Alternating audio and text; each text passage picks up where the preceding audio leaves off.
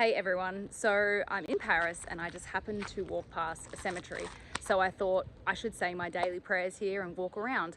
And while I did, I got some insights that I want to share with you. Firstly, and the obvious one is, that life is fleeting. No one here wanted to die. But one thing is for sure, we're all gonna die. And I have a life motto, which is to leave the world a better place than I found it. I don't know how I'm gonna do that. I hope that I can. I don't have children yet to follow on that legacy, so I have to work a little bit harder to make a difference in the world, and I can't leave it to my children as it stands right now. But the other thing is that a lot of people here in Paris, of course, would have died during the Second World War.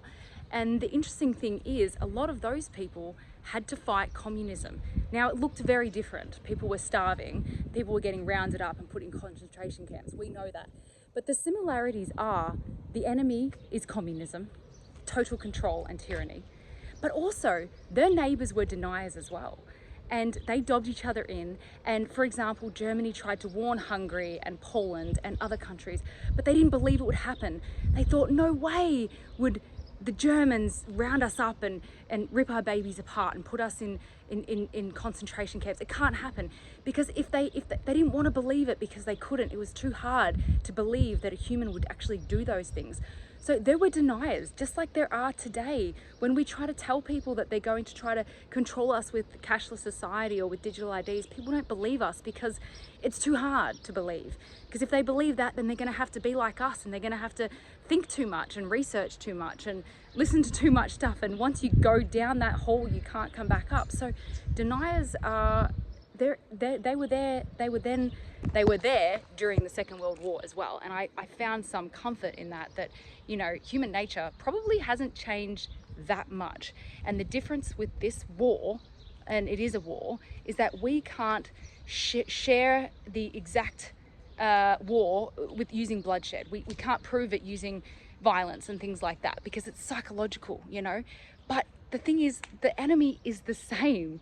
So we need to respect these people that gave up their lives defending our freedoms. We need to respect them by continuing the fight. We need to make sure that they did not die for no reason, and that we are going to uphold freedom at any cost, because we are. So when you're feeling down, when you're feeling like it's all too hard, just remember, these people died for what they believed in. A lot of people did here. They died for freedom. So if all you're asked to do is do some letterbox drops or speak up at your workplace, or I don't know, sign a petition, is it really that much to ask?